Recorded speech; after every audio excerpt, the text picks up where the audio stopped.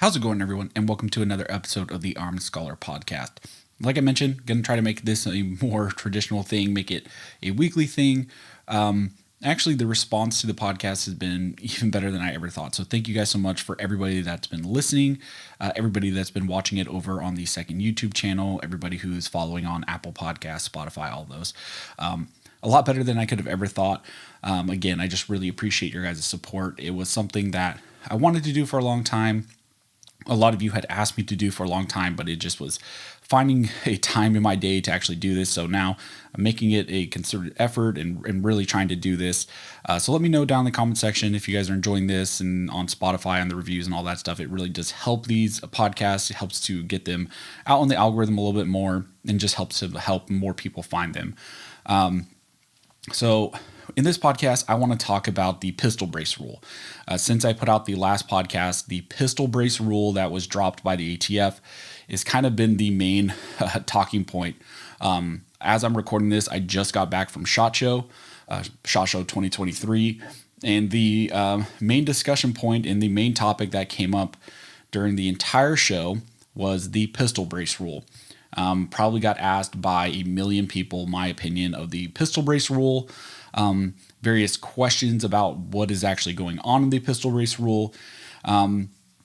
So I thought it was probably important for me to break it down a little bit more in a podcast, in a more conversational, long form discussion, rather than the few videos that I've done that are shorter, more on specific topics of the pistol brace rule. So that's what I'm going to try to tackle here in this podcast. And if you know anybody who would find an interest in this podcast where I cover the pistol brace rule, feel free to share it to them. But like I mentioned at SHOT Show, this was the big major topic. Also, I want to mention, for those of you who were at SHOT Show and maybe I met you at SHOT Show, thank you guys so much for all the people who stopped me to say that you enjoy the channel, you appreciate what I'm doing. It means the world to me. One of the main reasons I go to those events is not really to meet companies or meet other people. A lot of the times at these shows, it's not actually very beneficial for me to go to those because, being in California, I can't even purchase probably 99% of the things that are on display there. And also a lot of times it's just, look at the 1,000 different types of ARs. Look at the 1,000 different Glock clones. So there's not really a whole lot for me there. But one of the main reasons I go is to interact with you, the viewers, people who maybe are going to those events. So if you ever see me at an event, please stop me. If you want a picture, please take a picture. I'm also amazed how many people want to take pictures with me because I'm an absolute nobody. It's very strange to me, but I'm always more than willing to take pictures with people because that's the least I can do for all the support you guys have shown me. But like I mentioned at SHOT Show, so many people were asking me about the pistol brace rule. In fact, at one point I even was interacting with Lucas from TRX Arms and the TRX Arms crew there. Took a picture with them, but one of the main topics where we had our conversation was specific to the pistol brace rule.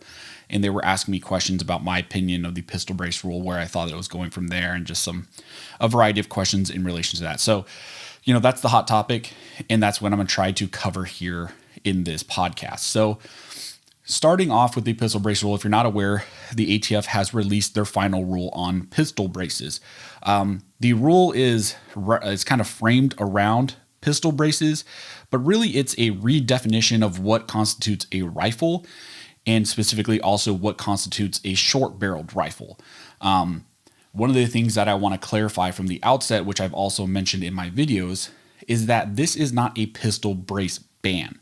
This is not a ban on the possession, purchase, or use of the item itself, the pistol brace. So I know some people have put up videos or have spoken on this issue and are calling it a pistol brace ban, which I understand. Sometimes when you're talking about ATF overreach, it's easy to just call it a ban on something. But this isn't necessarily a ban on the item itself. It's not like a magazine ban, like in the state of California, where we actually have a ban on the buying, selling, possession, and use of magazines that hold more than 10 rounds. This pistol brace rule is more of a restriction on certain uses of that item. So it's not illegal for you to possess pistol braces. it's not illegal for you to even buy them going forward. It's more of a restriction on you using them on certain configurations of firearms, and your use of them on that firearm then magically transforms that specific firearm, which used to be a pistol, all of a sudden into a rifle. So it was funny when I did my first video and I was kind of reading into the pistol brace rule, this final rule, and was trying to configure my thoughts on how I would actually present what this is doing. It brought to mind the whole, one of my favorite movies of all time is Tombstone, the one with Val Kilmer. And it was just one of those movies back in my day when we had VHSs. It was one of the only movies we had on VHS. So I watched it a million times. It was my stepfather's favorite movie. My stepfather actually looks a lot like Wyatt Earp in that movie. Cowboy hat, big mustache, almost looks identical to him. So it was a movie I watched a ton, tangent. But when I was reading through this pistol brace rule, one of the things that it reminded me of is the scene in Tombstone when Virgil and the brothers become the sheriffs of the town, and they put up that ordinance where you can't carry a handgun within the town. And there's that whole crowd, and they're all angry at them for putting up this ordinance. And Virgil says, like, no one's saying you can't have a gun. No one's not even saying you can't carry a gun. You just can't carry a gun in town. And that's pretty much what this pistol brace rule does. It doesn't say you can't have a pistol brace. It doesn't even say you can't use a pistol brace. It just says you can't use them on certain types of firearms. So that is kind of the route that the ATF is taking here. It's not an outright ban, because of course, if it was an outright ban on a type of arm, then it would clearly run afoul of Heller and McDonald in those Supreme Court precedents that say you can't, do a categorical ban on a specific type of item that might be considered an arm. So that's one of the main things that I want to clarify, because again, I've seen a lot of people say this is a pistol brace ban. At best, you could say it's maybe a ban on a specific type of use, I think is kind of the better way to frame it. And for those not familiar with generally what the pistol brace rule is trying to do, at the highest level, what it aims to do is recategorize specific types of AR pistols which we have traditionally considered to be AR pistols or AK pistols or various types of pistols, even what the ATF has prior classified as pistols. It is trying to redefine them and treat them actually as rifles, and in fact actually treat them as short-barreled rifles, and therefore subject them to the NFA's restrictions, which would be taxation and registration under the NFA.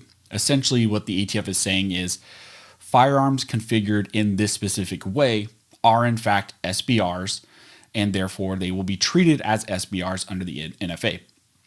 In fact, in the rule, what the ATF has said is that these items have always been SBRs. They have always been subject to the NFA, despite even what the ATF has said.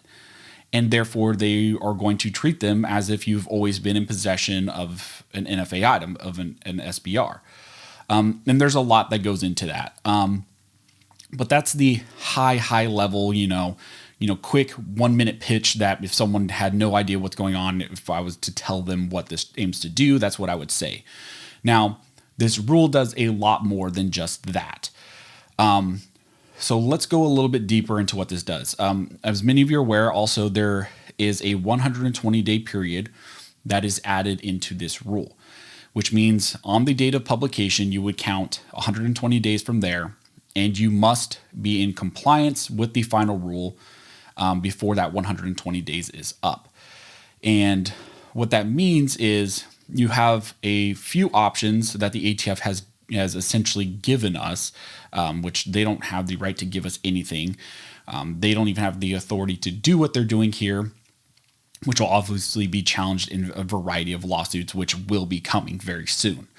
But 120 days, you must become in compliance, and then after that, they will start to enforce this new rule on frames and receivers. The options you would have would be to first modify the firearm that you have right now that prior was considered to be a pistol. you have the option to remove the brace and make it so that the brace can no longer be placed on that item going forward. The other option you would have, it would be to destroy the entire firearm. Yeah, that's right. The ATF, in fact, added into this rule that one of your options would be to completely destroy the firearm. Not even just remove the brace, but to completely destroy it. Because they would say that that entire item itself is an SBR and maybe that you would want to destroy it. But your best option would be to just simply remove the brace and make sure that it could never be attached to it going forward. The third option they gave you would be to turn it over to the ATF. So essentially a confiscation, a takings by the government without any compensation. So that's going to be another issue likely mentioned in some of these lawsuits. So that's one of your options, is to turn over that item to the ATF or to law enforcement. And actually, I want to take a second here and talk about the whole takings issue. The takings clause has been brought up in a variety of lawsuits, including with the California magazine ban. And I'm not opposed to the whole takings arguments, but often they just serve as kind of a secondary or third argument. I think these types of cases are much better suited to be argued on the actual Administrative, Procedures Act, constitutional grounds. I think those are the stronger arguments. Sometimes these cases get stuck in the weeds in regards to the takings clause or the ADA violations. The ADA violations will likely be brought up. Also in this case, because this does impact individuals with disabilities who definitely want these items, who want to be able to use a pistol brace to be able to fire firearms of this type in a more efficient way. But like I said, those tend to be second or third arguments. I think the best arguments we have for these are actually on the procedure violations of the ATF, constitutional grounds, the overreach of the ATF in redefining things that they don't have the authority to under the statute, fighting against the whole Chevron deference arguments, the rule of lenity arguments that we've talked about before on the channel. I think those are the better arguments that we have. So that's just a tangent. Now, the last option you have for what to do with pistols with braces on them, now that they're considered SBRs, would be to register them with the ATF and to register them as an SBR. Now, I know I mentioned that they want to subject them to the NFA's restrictions, including taxation. What they said here is that they are going to waive the $200 tax stamp. They are going to have a kind of tax stamp amnesty. And a little bit later, we're going to talk about some of the new things that have come to light in regards to the registration of these items. Specifically, there were questions by GOA's attorney, by one of the GOA's attorney at SHOT Show. He talked to the ATF, the deputy director at their booth, and there were some questions about the 88-day denial and some of the enforcement actions that the ATF would take against people if your background check did not clear the NICS within the 88 days. There were issues in regards to that. There's quite a bit of issues also with the pistol brace rule. Some things are coming up as far as imported rifles with a brace attached to them. You really don't have an option to register them, is the argument right now, according to FRAC, which is the FRAC. They put out a notice saying that some of the language in the final rule indicates that firearms that were imported with pistol braces on them, since the ATF considers those to always have been rifles, you then cannot remove the brace and try to still treat them as a pistol, since the ATF has said that they are always a rifle, and under 922R, it's illegal to manufacture these rifles under that one specific language. So we'll get a little bit into that later. But like I said, those were the main options you have, is to modify, destroy, turn them over to the ATF, or to register them with the ATF. So those are the main options. You have 120 days to do that. The ATF also said there's going to be a 60-day window to where the manufacturers and dealers of these items potentially can still sell these, transfer these without there being enforcement actions against them. In the final rule, the ATF actually said that they believe they have authority right here and now to in fact enforce these rules against the manufacturers, dealers, and to stop all transfers, to stop the halt of the sale of these and all that, and to take enforcement actions against people who are engaging in those type of transfers. However, what they said is they will give a 60-day halt on enforcement, in their good graces, in their omnipotence and their all-powerful, ability. The ATF is going to give 60 days for the final rule to go through the Congressional Review Act process. And then after the 60 days, they will in fact take enforcement actions on all transfers, sales, in possession, not even possession, forget I said possession, but the transfer and sale of future firearms with braces attached to them. They will start treating those to be like SBR transfers. So 60 days is kind of the first timeline we're looking at, and then the 120 days, which will affect all people. The 60 days is primarily geared towards like gun dealers, gun manufacturers, gun stores who are still engaged in the sale and transfer and transactions in regards to these items. So those are the main deadlines. Those are the main things that the ATF wants you to do. So now let's take a little bit deeper look into this rule and how it actually does this and what process the ATF went through to now redefine these pistols with braces on them to actually be considered rifles and short-barreled rifles.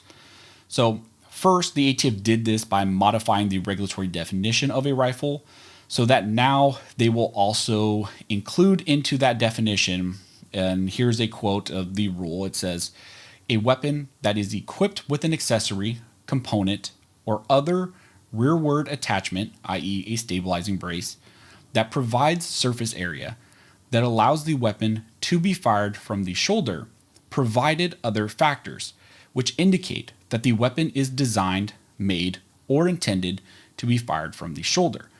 So that last blurb right there is what's being added into or is being modified into the regulatory definition of a rifle. Already in the federal regulations and already in the GC and the NFA, we had a definition of what a rifle is. The firm definitions of what a rifle will be found in the GC and the NFA. They have very expressed language of what a rifle is. Then you have the Federal Register or the Federal Regulatory Guides, which further define what the ATF believes a rifle to be, and they had their definition.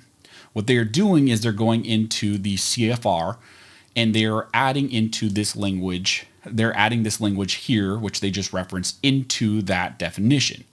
And by doing that, they are going to bring in all these other firearms into that regulation because of that importing of the language.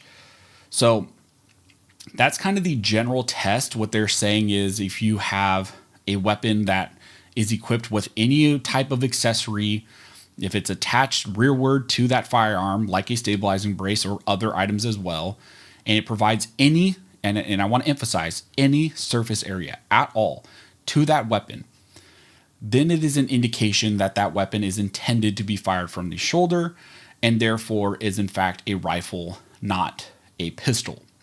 And they said there also are going to be other factors that are considered along with this. So really what happens because of this new definition is it's kind of a two-process test or two-prong approach. And I don't want to confuse people because we talk about like the two-step approach a lot on the channel and as far as like circuit court review of cases. This is a little bit different. When I say it's kind of just a two-step test, what I mean is there's just two parts to this. The first part is if it has any rearward attachment to it, and it has any surface area that would indicate it's intended to be fired from the shoulder. That's kind of the first step. So the ATF would look at your specific firearm, how it's configured. Does it have an attachment on it that has surface area, which may indicate it's intended to be fired from the shoulder? If they check that first box and say, yes, there is an attachment which with surface area, they then move to the second part. And the second part is derived from the ATF worksheet 4999. Now, here's another point I want to emphasize. I've seen some articles go up, and I've corrected some of those people who have put up articles, and to their credit, they have, updated their stuff. There's mention of maybe the ATF still going off the worksheet 4999, and in some ways they are.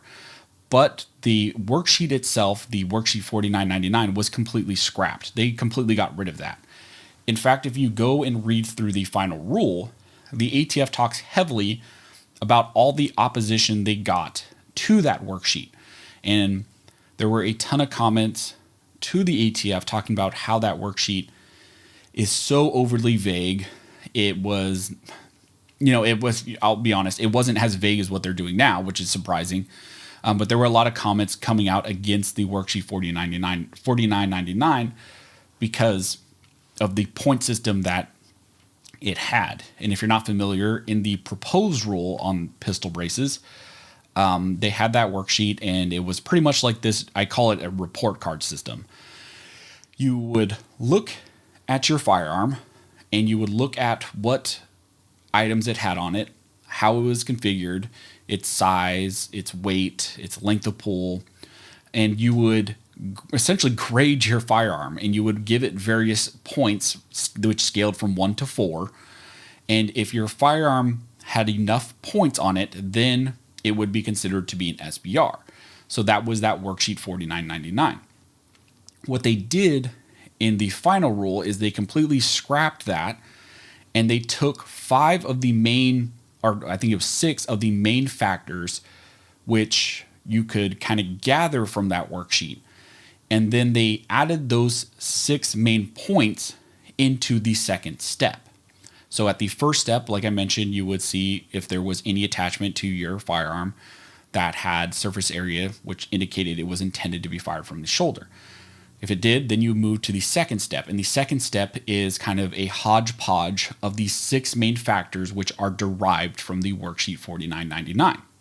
And I'll read them to you if you're curious. The first one is whether the weapon has a weight or length consistent with the weight or length of similarly designed rifles. So the first kind of factor that they would take into consideration is they would ask, is the weight and length consistent to other types of rifles? If it is, then the indication would be that your AR pistol is actually a rifle, not a pistol. The second one is whether the weapon has a length of pull measured from the center of the trigger to the center of the shoulder stock or other rearward accessory, component, or attachment, including an adjustable or telescoping attachment with the ability to look into lock into various positions along the buffer tube, receiver extension, or other attachment method that is consistent with similarly designed rifles. So again, at the second one, what they look at is the length of pull. Does your AR pistol as configured now with a pistol brace attached to it, does that have a similar length of pull to other types of rifles? If it does, then that is an indication, according to the ATF, that it is in fact a rifle, not a pistol. The third one is whether the weapon is equipped with sights or a scope with eye relief that require the weapon to be fired from the shoulder in order to be used as designed. So that's a little bit more of an interesting one. There was a lot of discussion on the worksheet 4999 about iron sights being on a rifle or specific types of optics being on your rifle. Here they specifically are pulling kind of the optics aspect of it.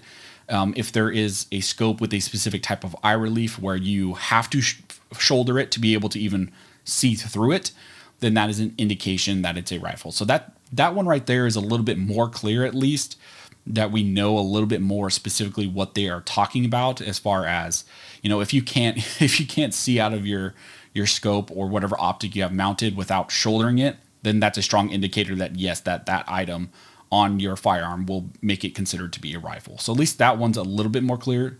Still, I want to make clear, clearly a violation of what the ATF can do, but at least as far as that one's concerned, we have a little bit more of an understanding of what they are trying to do.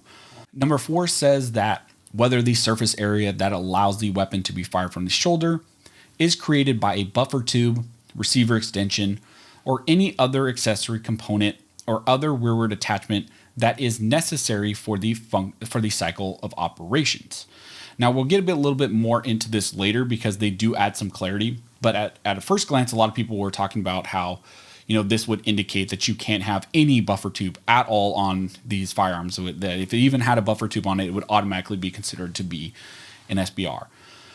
In some circumstances, yes, but in other circumstances, no, because they talk about it being necessary for the cycle of operations, which we'll get into a little bit later. Because later on, when you go through the rule, there were comments which were reflecting our concern about how we don't know actually what they mean when they say surface area, what they mean by when they say weight or length of pull, or these, various other issues like the whole buffer tube issue. So we'll talk about that a little bit later, but I guess at the quickest glance, if you wanted to take something away from this, would be that if you have something attached to the end of your firearm that is not necessary for the cycling of, or the cycle of operations for the actual cycle in firing of the firearm, then they will use that as an indication that it's actually intended to be fired from the shoulder, that it's not a pistol. So think about a lot of type of firearms or AR pistols or AR style pistols or AK style firearms that, don't necessarily have a buffer tube with a spring and all that in it that are necessary for it to be fired in that way. Also, there were some mentions about 22 caliber configurations where you don't necessarily need the buffer tube or anything like that. Think about, there are firearms out there that don't rely on a buffer tube, the buffer spring and all that. Those type of firearms, if you have something attached to the end of it, would then, be an indication that all that stuff added to the end of your rifle is actually added so that you can shoulder it and therefore fire it while it's shouldered, and therefore be an indication that it's in fact a rifle, not a pistol. So again, that's just a quick overview of that. We'll get a little bit more depth in that in a little bit. Number 5, as far as the indication, is that the manufacturer's direct and indirect marketing and promotional materials indicating the intended use of the weapon, and 6, information demonstrating the likely use of the weapon in the general community. Now, number 5 and 6 are very specific to how things have played out historically, specific to the whole pistol brace issue. When they talk about manufacturers' direct and indirect marketing, that's really targeted towards companies like SB Tactical and all these other manufacturers who made pistol braces and marketed them in a way that said, these are pistol braces. This firearm is not a rifle, but you can still shoulder it and fire it from the shoulder. And then you had a ton of marketing materials which showed these firearms being shouldered from the weapon, which they have every right to do that stuff. But there was, during this period of time, there were a lot of people who had concerns about various YouTubers, showing them firing these firearms from their shoulder with braces attached to them. And then also a lot of these companies which were manufacturing and marketing these materials in a way that showed that they were going to be shouldered and fired. And specifically here, the ATF is using that against those manufacturers and the general community. So what they're saying here is, if you are manufacturing them in a way and you're making statements about them in a specific way, and the general community is using these items in a specific way, we will use that against you and show that these items are in fact intended to be shouldered and fired from the shoulder. So that's really what that's geared towards. And I think also what they're trying to do here is maybe prevent other types of items popping up on the market, being marketed in a specific way or being shown again, being shouldered and fired. And so they're just trying to close that little gap right there, and just also make sure that if the community in general ever uses an item in a specific way, they can then leverage that against us, which obviously is ridiculous, but that's what they're doing. So those are the 6 kind of sub factors which make up the second step on that test. The first step is, does it have an accessory attached to the end of it with surface area that shows maybe an intent to be fired from the shoulder? If yes, then you move to the second step, and it's a hodgepodge of these 6 other factors. Now, they don't say if it has any one of these factors, then they considered it to be a rifle. If it's a combination, really, I think it's going to be any of these. If it has any one of these, they will then likely consider it to be a rifle and therefore an SBR. So you can find that this whole test aspect of it is reiterated probably thousands of times in the ATF's final rule. The ATF's final rule on pistol braces repeats itself ad nauseum, and they could have probably cut out 50 pages if they just didn't repeat themselves a bunch of times. But one of their goals also is to make it so difficult for you to actually read these rules and to pull out what they're actually trying to do. So they're not going to make it easy on us. But that is the general test. You can find it in the final rule multiple places. And like I said, those 6 factors are kind of going to be the main ones, the things that are going to be most important. When it comes to the surface area, so now let's break these down kind of a little bit more specifically, like I mentioned I would. When it comes to surface area, I've heard some people say, well, we don't really know what surface area means. The ATF in the final rule mentions multiple times, surface area. If it has some sort of surface area, then maybe it's an indication that it's intended to be fired from the shoulder. But some people are saying, well, maybe there are various items that don't have enough surface area. Maybe if some of these items that already exist on the market, if we take some of the surface area off of it, maybe then it will be legal for you to still use as an AR pistol or an AK pistol. Now, I understand the rule is long, but if you go to, I believe it's page 102, in response to a comment in regards to surface area, the ATF clarifies what they mean for surface area. And when it comes to surface area, the ATF specifically states, in making the determination of whether surface area allows for shoulder firing, ATF will not attempt to precisely measure the surface area or make the determination based on the existence of any minimum surface area. Instead, the ATF will consider whether there is any surface area on the firearm that can be used to shoulder fire the weapon. If the firearm includes surface area that can be used for shoulder firing the weapon potentially qualifies as a rifle. In contrast, if the weapon does not include such surface area, then it does not qualify as a rifle. To assess whether a potential rifle is in fact a rifle, ATF would then consider the other factors.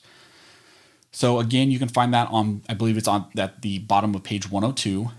And what they're essentially saying there is, if there is any surface area, then it is potentially considered to be a rifle, and they will look at the other factors. So it doesn't even matter. It's not a measurement. It's not a specific amount. They're not even going to attempt to say what that looks like. They just went ahead and just said any. If it has any surface area that can be shouldered, then it could be a rifle, and they're going to move on to the other factors, those 6 other factors that I mentioned. So that's very important. If you hear people maybe getting confused about that, saying maybe, we just need less surface area, or if you see a product pop up on the market that says, well, this, doesn't meet the ATF definition because it has less surface area, just look at it. If it has any surface area, it's likely going to get hit by this new rule. So it becomes less important to look at the whole surface area aspect, and to kind of look at these 6 other factors more. If obviously, like they said, if there is nothing attached to your firearm and therefore there's no surface area, then you don't really have to worry about that. But that's not what we're talking about here as far as how these pistols are traditionally configured. So then they move on to the other sub-factors, which is like weight. And again, what they say as far as weight is that they're not going to state any specific weight requirement. They're not going to say, a specific ounce or poundage or whatever. In the worksheet 4999, if I recall correctly, there was a specific weight requirement, but they scrapped that. So they're not even saying a specific weight anymore. Instead, what they did is they added in an entire list of comparable weights of rifles. And they say, look at this list of rifles and what weights they have. And if your firearm as configured with a pistol brace, this pistol with this brace on it, if it has a similar weight to a rifle, then we are going to consider that to be a rifle. So again, it's one of those things where they say compare it to a rifle. If it's similar to a rifle, then we're going to consider it to be a rifle. If you're curious about those weight requirements, you can find that on page 115 to 121, where they have the list of weights. Then they talk about length of pull. And again, they simply just say, we're not going to define specifically what the length of pull is. Instead, we're going to say you need to compare them to other rifles, or to rifles, not other rifles, because these aren't rifles. The ATF says they're rifles, but I don't believe that they're rifles. But they say that you need to compare these AR pistols to rifles. And again, they have a list of length of pull measurements for various types of rifles. And you can find that on page 156 to 158, I believe. And they say if your length of pull for your AR pistol with a brace attached to it is similar to any of these rifles, then it's likely going to be considered a rifle under this new rule, and therefore an SBR that you need to register and be taxed under the NFA. Now, those are kind of the main ones that I wanted to mention. There were some discussions, like I mentioned, about buffer tubes, and that's a little bit more complicated. When you look at the whole buffer tube issue, because some people are saying, well, even if you pulled a brace off of it, it could still likely be hit because it has a buffer tube, and the buffer tube has at the end of it, and it does have some surface area that maybe you could shoulder. When it comes to that portion of it, the ATF talks about how the main factor that you want to look at is whether the tube is necessary for the cycle of operations. If the tube is not necessary for the cycle of operations, then its surface area you are adding to the end of this firearm that shows maybe you are intending to fire it from the shoulder. Because, I mean, and in some way it kind of makes sense, because if you don't need to attach something to the end of it, and it's not, you don't need to add it to the end to where you need it to fire, like actually cycle that firearm for it to be cycled in a specific way so it can operate, correctly. Why then would you be adding it? Traditionally, it's maybe because you want to be able to shoulder it. I'm not saying I agree with the ATF, but that's the logic they are going down. And this, sorry, I have the clip. I'm still a little bit sick from SHOT Show. Like, that's the one bad things about going to SHOT Show is you can always catch something. I mean, every time everybody gets like some sort of SHOT Show crud where you're got a cold or something, you probably hear my voice still. Like, I got a little something. I don't know. But when it comes to the main important factors, you can, for the buffer tube issue, I would direct you guys to maybe look to page 106. And it talks about the consideration. It says this consideration is drawn from the proposed worksheet 4999, which assessed 2 points for extended AR type pistol buffer tubes, inclusion of folding adapter, extending length of pull, and use of spacers to extend length of pull. So they're saying there were certain points that were given to you through the worksheet 4999. And it was 2 points. If you had an extended AR type pistol buffer tube, if you had some sort of folding adapter, which extended the length of pull, think of maybe a law tactical folder, or maybe you had some sort of spacers that were added to the end of the firearm that extended the length of pull. So what they're saying here is the whole discussion about buffer tubes, the factors that they pulled out of the worksheet were specific to you adding some sort of extension to that buffer tube. These extensions provided additional material to the firearm that is not necessarily required for the cycle of operations, and therefore can be an indicator that the firearm is designed, made, and intended to be fired from the shoulder, is what the ATF is saying. So there again, they're saying that if you have a law tactical folder, maybe spacers or other extensions beyond what is actually required just to operate the firearm, they will then take that into consideration as an indicator that that firearm is in fact intended to be fired from the shoulder. They state in contrast to that, like just below that, that in contrast, material on a firearm that extends the rear surface area of the firearm towards the shooter, but is required for the cycle of operations, such as an AR type pistol with a standard 6 to 6.5 inch buffer tube, may be an indicator that the firearm is not designed, made, or intended to be fired from the shoulder.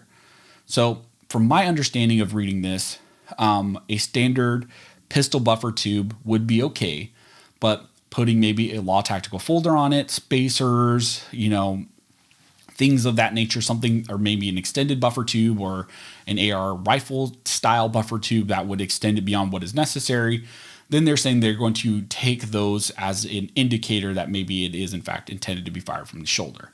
And that's really what all this, I know you've heard me say it a million times now, because I hear myself saying it a million times, but that's because that's one of the main factors for this, is that's how they're kind of bringing all this stuff in.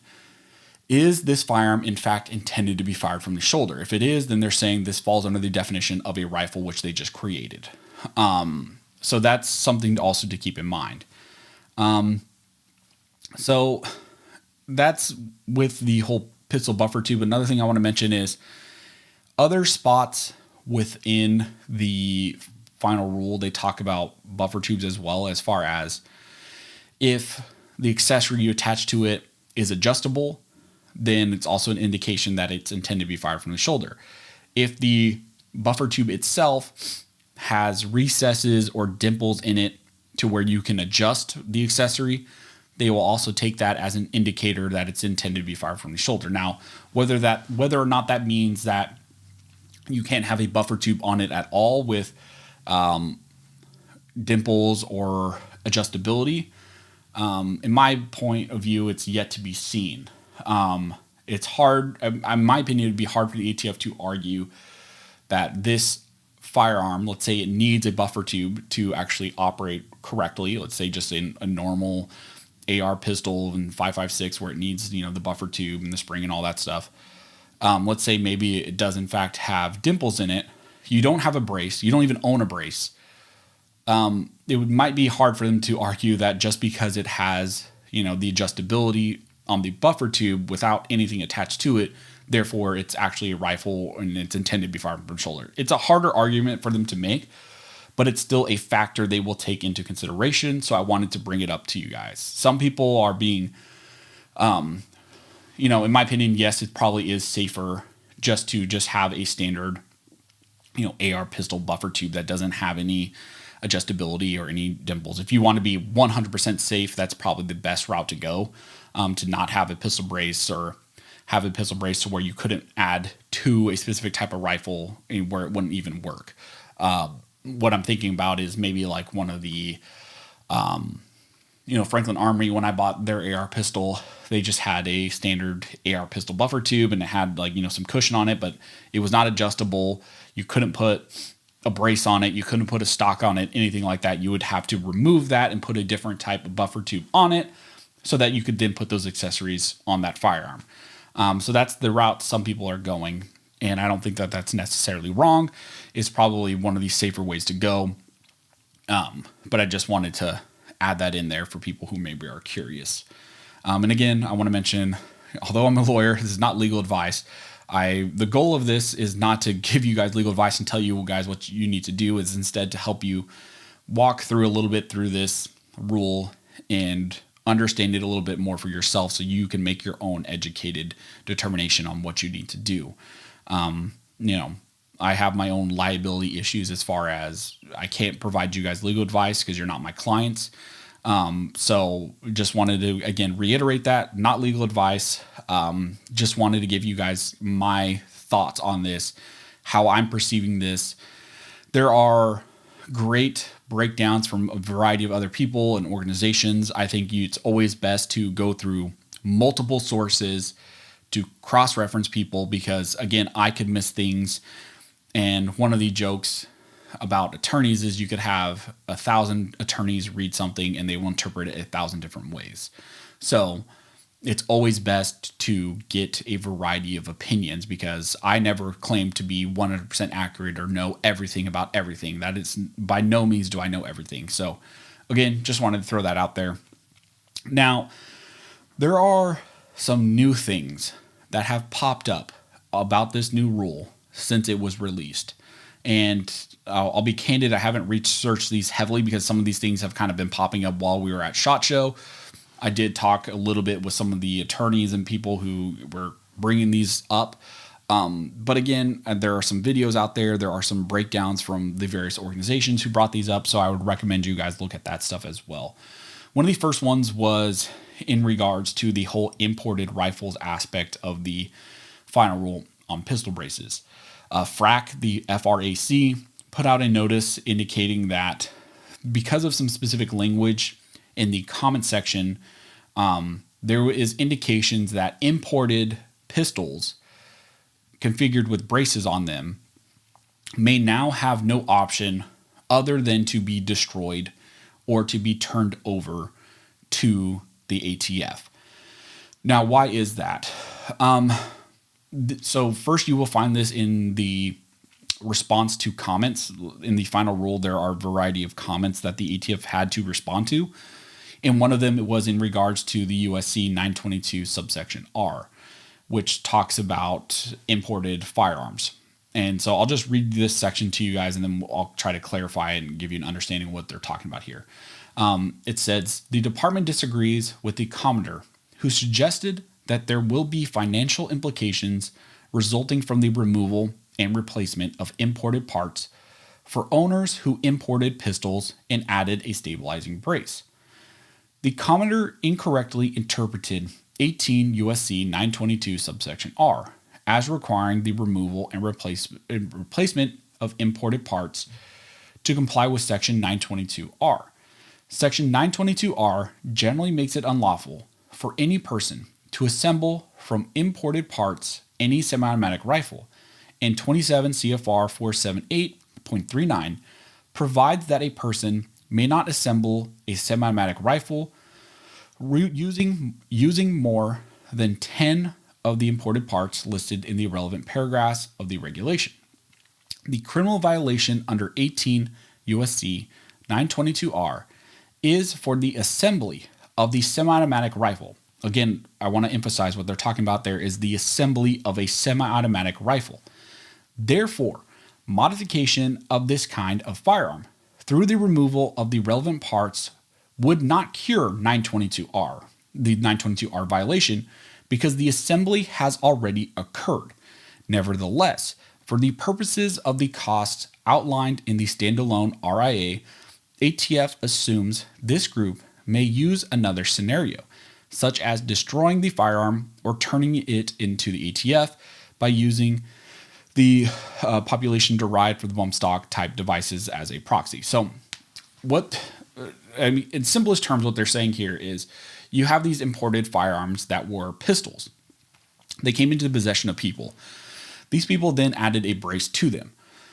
What the ATF is saying is at that point, those items were no longer a pistol. Since they are saying that these type of firearms with a brace attached to them have always been a rifle or an SBR in violation of the NFA, that issue, or that was a violation in itself, that they had violated these people who had these imported AR pistols and added a brace to it.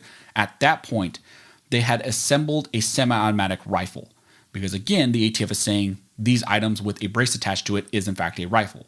And since it is in fact a rifle, it violated 922R. They had assembled a semi-automatic rifle. They are saying, therefore, those people cannot cure that issue by removing the brace because they have already violated 922R. So you can't cure that in the ATF's eyes by just removing the brace. You've already assembled and manufactured a rifle in violation of 922R. Therefore, the ATF is saying the only option you have is to either destroy the firearm or to turn it over to the ATF.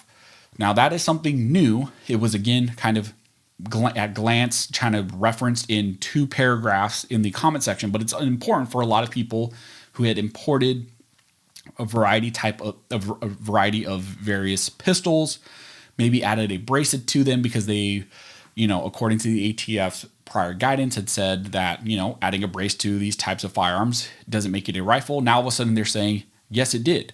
It did make it a rifle. It's always been a rifle. And by assembling a rifle, you have violated 922R in relation to imported firearms and assembling a semi-automatic rifle. And the only way you could solve that issue would be either to destroy them or to turn them over to the ATF. So that was something new that popped up while we were at SHOT Show and a lot of people were talking about. So if you want some clarity on that, I would recommend maybe reading the FRAC. Notice that they put out, there was a variety of other videos out there talking about it. Maybe I will do a dedicated video on the channel about that, but that's something that I thought needed to be mentioned also in this podcast. The other thing that popped up was in regards to GOA's attorney, Stephen Stimbley. I always mess up his name. I did get to meet him at SHOT Show. He's a very nice man. I've followed his stuff. He was the lead attorney in the Antioch case, I believe, which is the challenge to the New York Concealed Carry Improvement Act, the concealed carry laws that New York passed in direct defiance to the Supreme Court's Bruin decision. So he's that attorney. So very credible attorney, knows his stuff, is part of these litigations. I talked to him. He seems like a very nice man. He's very pro 2A.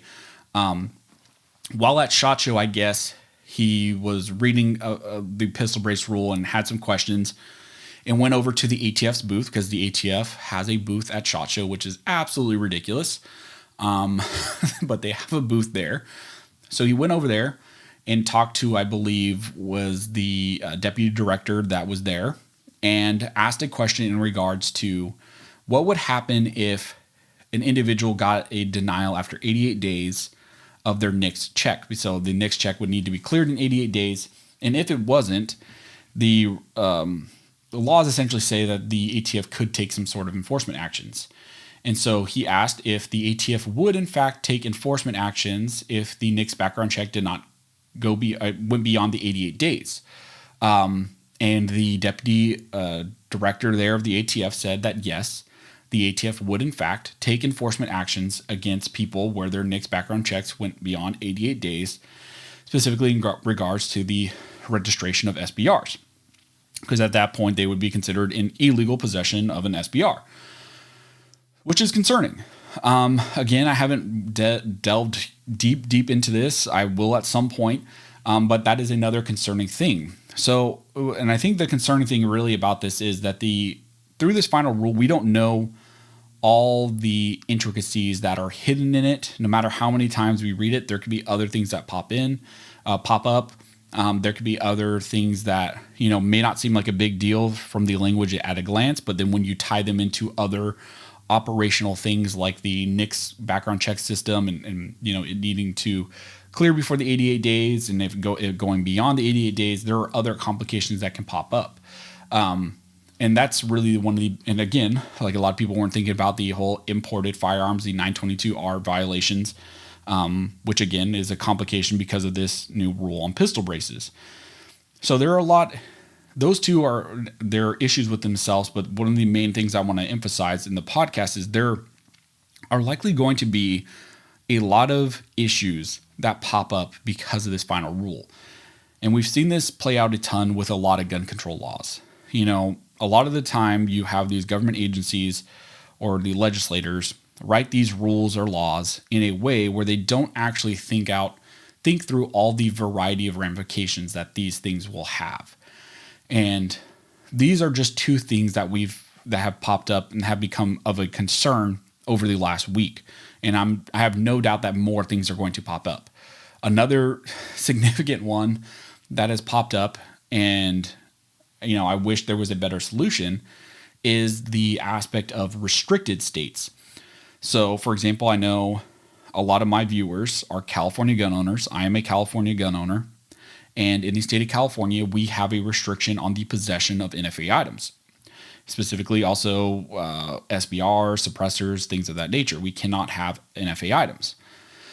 So, prior, because of the ATF's interpretation, we already have heavy restrictions on what style of AR pistols, for example, we can have, with them being fixed magged and can't have, 30 round magazines in them. They have to be 10 rounds, things of that nature. We already have heavy restrictions on those types of items. And these AR pistols are configured in a way to also be in accordance with, Penal Code 30515, which deals with our ban on so-called assault weapons. So we already have these heavy restrictions on configurations of specific firearms. Then we also have our ban on NFA items, the SBRs. So we can't have SBRs, and we have to have AR pistols configured in a very specific way. Well, under this new rule on pistol braces, essentially any AR pistol with a brace attached to it is going to be considered to be an SBR. But here in the state of California, we can't have SBRs. So what then? And this was one of the comments that I actually sent off to the ATF. One of my main concerns with the pistol brace was, in fact, for myself and other California gun owners, where I raised this issue of what is the ATF going to do for people in restricted states. Now, the ATF responded to that comment. Now, I don't know if it was specifically my comment or other comments that raised this very issue. I don't know. They don't say whose comment, but that was one of the comments or one of the issues I raised. And essentially what the ATF said is, we don't care. It doesn't matter. Kind of get wrecked, California gun owners. We don't care. It's not our problem. And in fact, they state that the department disagrees that it is required to provide additional options for individuals who may be in violation of state law. The department believes that the important public safety benefits of this rule, as discussed more fully in the accompanying regulatory impact analysis, outweigh any interest in retaining the firearm for the few individuals who might find themselves in such circumstances. So they're saying, we believe the public interest is so important that we are not even going to consider what impact this will have on states like California or gun owners in states like California where you can't have NFA items. They pretty much say it's not our problem. Deal with it. We don't care. Now, I've mentioned this in a few videos about maybe what options you have in California. I've been thinking about this because, again, I'm a California gun owner. One of the options, like everybody has, is to simply destroy the pistol brace, to detach the pistol brace, not use it on your AR pistol, your fixed mag AR pistol build in the state of California. That is one option, obviously not the best option, but it is an option you have out there. One of the options we just don't have on the table is to register it, to get the $200 tax stamp waived through the amnesty, because again, we can't register an SBR. So I don't recommend you doing that because it's just not a good idea. Let's just leave it at that. And the other options you would have would be to maybe configure it in a way where it's still in compliance with the ATF's new rule and also with the state of California's laws in regards to what they consider to be a so-called assault weapon. One of those options would be to maybe throw an upper on it that is 16 inches or more, because the ATF rule is specific to barrel lengths that are less than 16 inches. So if it's 16 inches or more, then it doesn't hit the ATF's rule and also doesn't hit the state of California's rule. So that's one option you have. Another probably easy option is, like, for example, if you had like a Franklin Armory AR pistol that you had fixed magged, if you still have the upper where it was a single shot, that's an option because it's no longer a semi-automatic. It's just a single shot rifle at that point. It's pretty much just a bolt action rifle. That could be an option. There are other California compliance options maybe you would have, as far as like the Cali key, which again makes it a single shot. You could remove maybe the buffer tube to where it's just the old, pistol buffer tube. If you ask me what maybe I'm going to do, I don't really know at this point.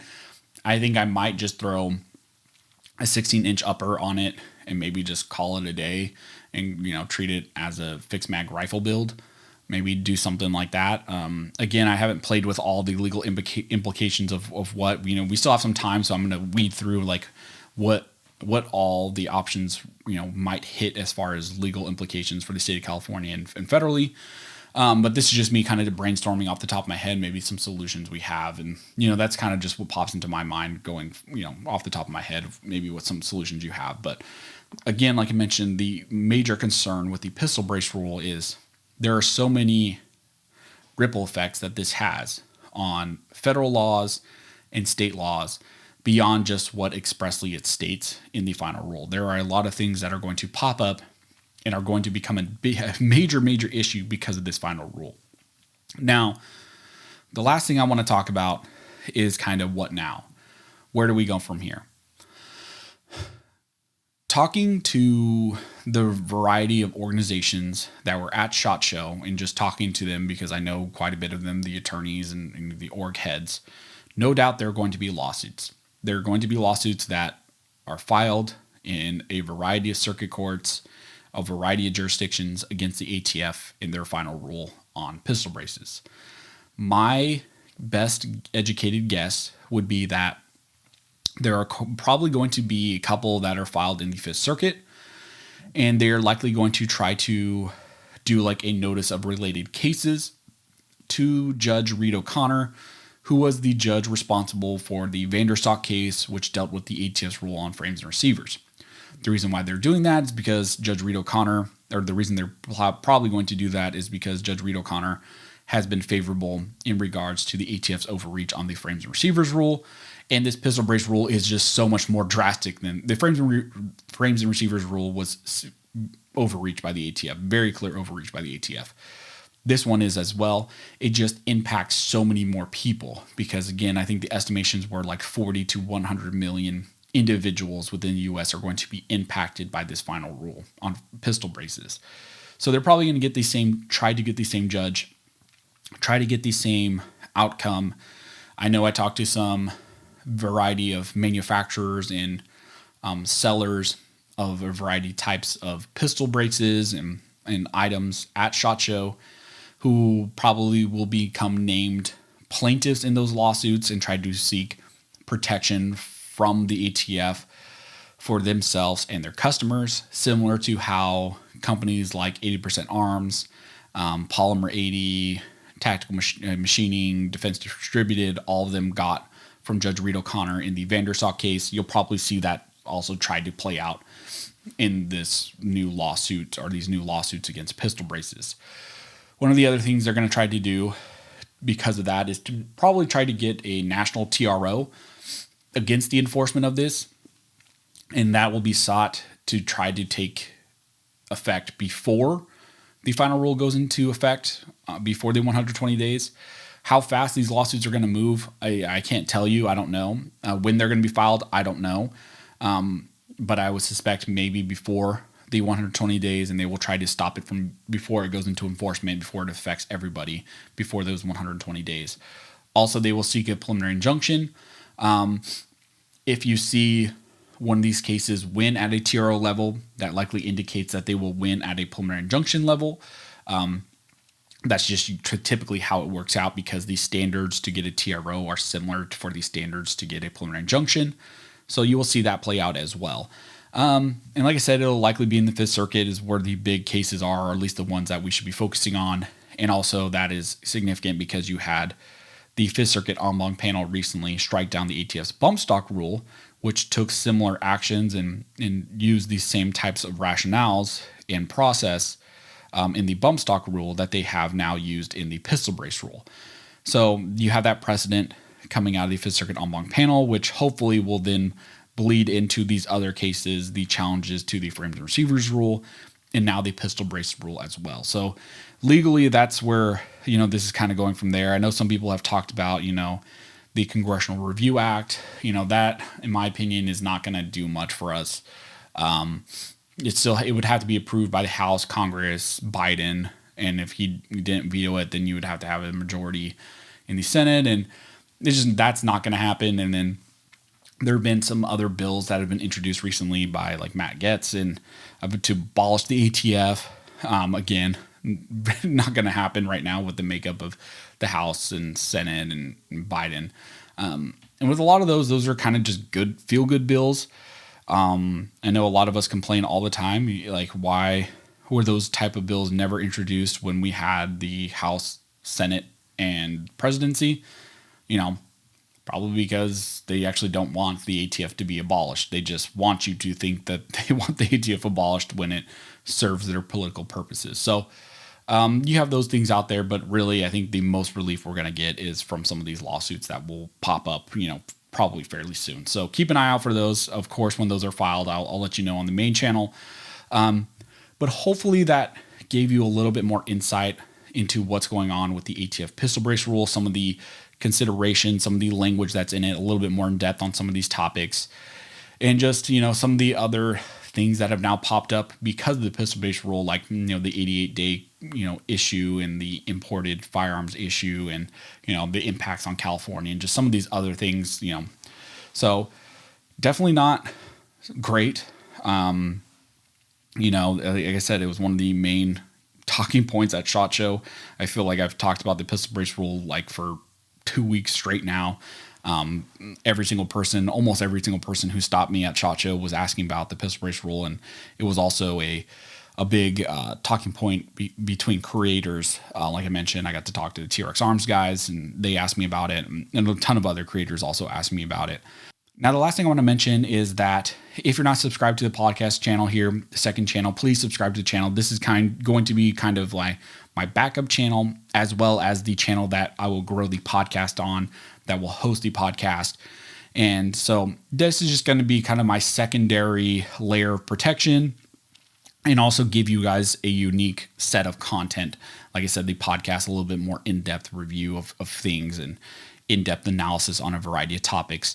And also I'll be doing some guest interviews here really soon with some of your favorite, big content creators. And also there are some other things that are in the works that I can't tell you what they are, but there will likely be some pretty significant collaborations that are going to happen here soon, likely on the main channel as well, with people I know you guys probably watch.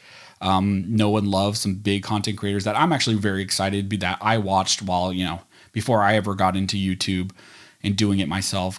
Guys that I watched in law school, that I kind of had to hide because of my liberal professors and classmates who probably didn't approve of me, supporting the Second Amendment and liking firearms. But so there are some collaborations coming on the main channel and here on the podcast that I think you guys will really enjoy. So stay tuned. Make sure you're subscribed to here on the second channel, and also just stay tuned on the main channel as well, and be subscribed over there. So again, thank you guys for all of your support.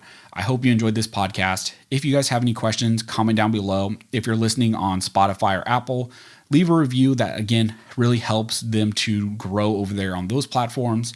And yeah, if you guys have any specific topics that you have in mind that you'd like me to cover, again, leave down below. Or if there's any specific guests that you would like to have on the podcast, or have me have on the podcast, would like me to talk to, let me know down in the comment section. So as always, thank you all for watching. Don't forget to like and subscribe.